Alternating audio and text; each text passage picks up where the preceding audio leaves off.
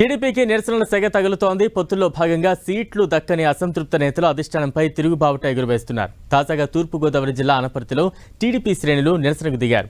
Nallamilli రామకృష్ణారెడ్డికి Anaparthi assembly seat కేటాయించకపోవడంతో కార్యకర్తలు ఆందోళన బాటపట్టారు.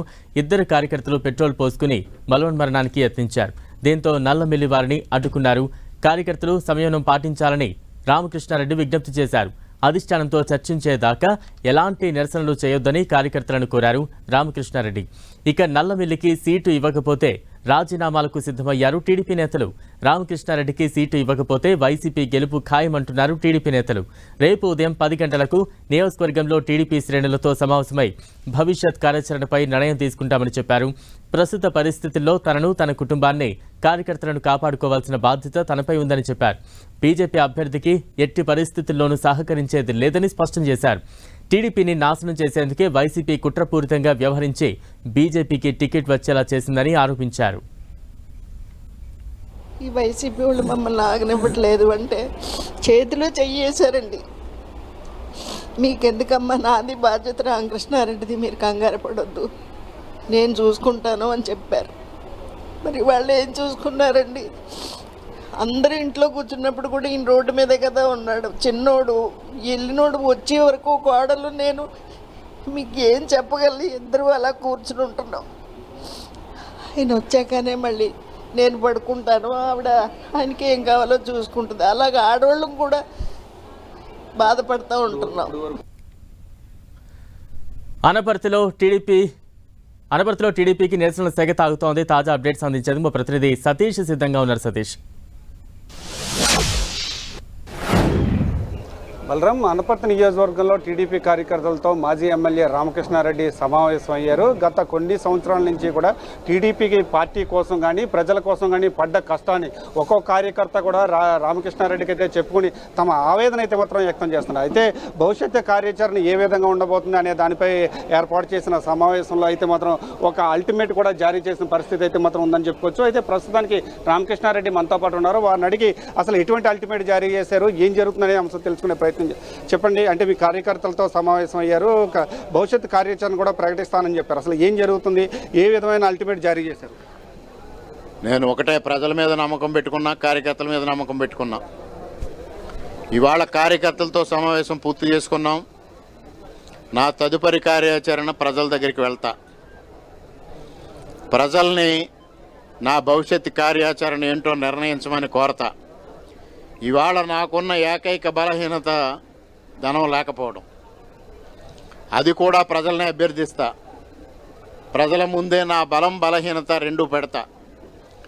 నేను ఎందువల్ల ఈ పరిస్థితి ఏర్పడిందో ప్రజలకు వివరిస్తా. నేను నా కుటుంబ సమేతంగా రేపటి నుంచి గ్రామాల్లో మొదలు పెడతాను. గ్రామాల్లో పర్యటన చేస్తాను.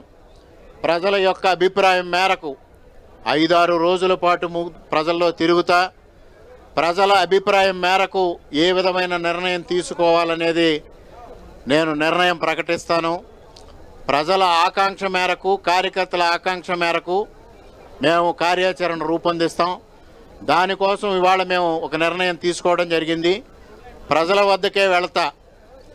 నేను గతంలో కూడా ఇంటింటికి ఎమ్మెల్యే, మన ఇంటికి మన ఎమ్మెల్యే అని నేను ఎమ్మెల్యేగా ఉండగా ప్రజల దగ్గరికి వెళ్ళా. ఇవాళ నాకు జరుగుతున్న అన్యాయం పైన కూడా ప్రజల్ని అప్రోచ్ అవుతా.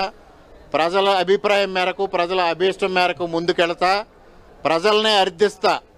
ఇవాళ నాకు డబ్బు లేకపోవడం వల్ల నాకు ఈ పరిస్థితి వచ్చింది. అంటే మీ కార్యకర్తలు మాత్రం టీడీపీ వద్దు, రామకృష్ణ ముద్దు అని చెప్పి ఒక నినాదాలు కూడా చేస్తున్నారు. అంటే ఒకవేళ టీడీపీని వదలవలసి వస్తే పరిస్థితి ఏమిటి? అది ఆలోచన చేయాల్సిన అవసరం ఉంది. ఇంకా 4 రోజులు 5 రోజుల వ్యవధి ఉంది. ప్రజల్లోకి వెళ్ళిన తర్వాత ప్రజల ఆకాంక్ష మేరకు నేను నడుచుకుంటానని చెప్తా ఉన్నా. ఇప్పుడే ఒక కార్యకర్త ముందుకొచ్చి తనకి ఉన్న ₹1 కోటి స్థలాన్ని ఎన్నికలకు ఖర్చు పెట్టడం కోసం నేను ఇవ్వడానికి ముందుకు వస్తాను అని ప్రకటించాడు. అంటే కార్యకర్తలు ఏ విధమైన ఆవేదన వ్యక్తం చేస్తున్నారు అనేది అర్థమవుతా ఉంది.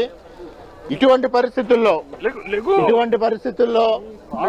కార్యకర్తల అభీష్టంతో పాటు ప్రజల అభీష్టానికి కూడా పెద్దపీట వేసి నేను 4 రోజుల్లో ప్రజల అభీష్టం మేరకు నా కార్యాచరణ ప్రకటిస్తానని తెలియజేసుకుంటూ ఉన్నా.